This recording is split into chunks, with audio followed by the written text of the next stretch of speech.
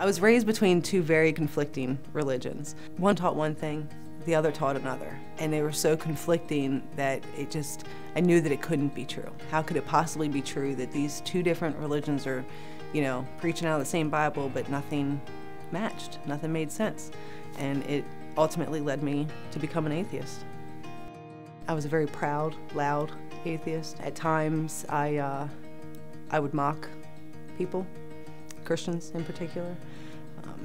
They just became an easy target. Not that I would do it all the time, it's just what you did.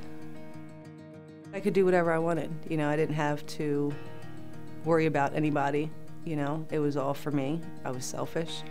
I felt guilty about everything all the time. Even if I had no involvement, I always had this feeling of guilt. The insecurities within myself, but I thought I was happy. I really thought that that's what happiness was, and I was wrong. I was so wrong. I have a friend who is very passionate about his faith, and when he would speak, the passion just intrigued me. At first I was kind of like, yeah, you're a little off, but the more he would talk, the more I wanted to know. I wanted to feel that passion. So he suggested a couple of times that, just whenever you're alone, say it out loud. If you're there, give me a sign. And there were a couple of times that I did. As awkward as it felt, I did it. Driving in my car, hey, if you're up there, show me something. I don't know if I expected the skies to open and him to reach his hand down, hey, here I am. Of course that didn't happen. There was one particular time that I had gone to visit some friends and hadn't seen these people in forever. Decided to spend the night. We were going to have breakfast the next morning, and I woke up crying. My pillow was covered with tears. I had been crying while I was sleeping. And I didn't know, what's wrong with me. I'm going crazy. What is going on?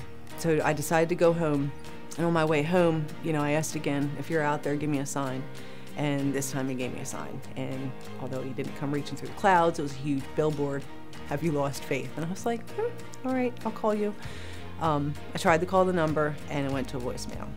Got home and thought, I got to do something. I can't just sit here. I'm still crying. I don't know what's going on. And I decided at that time to call Freedom Valley. There were a couple of friends of mine on Facebook that I knew came here. So I tried to call, and no answer. All day, no answer. Later that evening, I decided to message a friend of mine who is very open about her faith. That following Monday, I decided to try Freedom Valley again. And the first time I called, it rang forever. And when voicemail picks up, halfway through it cut off. And I was like, really, come on, no, give me something. Like, this isn't funny, I'm confused, I want some answers. So about 10 minutes later, I decided to call back again, and it was like a half a ring, and I hear this, hello? I was like, oh, it's God on the phone. And it turned out it was Lance. I told him who I was, and just asked him some questions, and he invited me to come to one of the services on the weekend. And I remember hearing something about Wednesday evenings here. And when I asked him about that, he informed me that he was like, oh, as a matter of fact, this Wednesday is the first of a 3-week session on Christianity 101, what it means to be a Christian. And I thought, what? This is more than a coincidence. This is a sign, this is something. And during that time, my friend had messaged me back, and she recommended that I read the book, The Case for Christ. So I downloaded it onto my phone, and in about 3.5 days between loading trucks at my job, I read this book. And at the end of it, there was no questions to be asked anymore. I knew that he's real, and I found truth. From the time that I have been saved until now, the changes in my family have just been unbelievable. There have been many ups and downs. This is all very new to my kids, to see their mom go from a complete atheist, to having no belief, to doing nothing but sitting at the dining room table and reading her devotionals every day and, trying to learn more about the Bible. For them to see me doing these things on a daily basis was all very new to them, and I'm sure a little scary. And I think it's been an eye-opener for all of us. It's given me a purpose, to how I'm raising my children.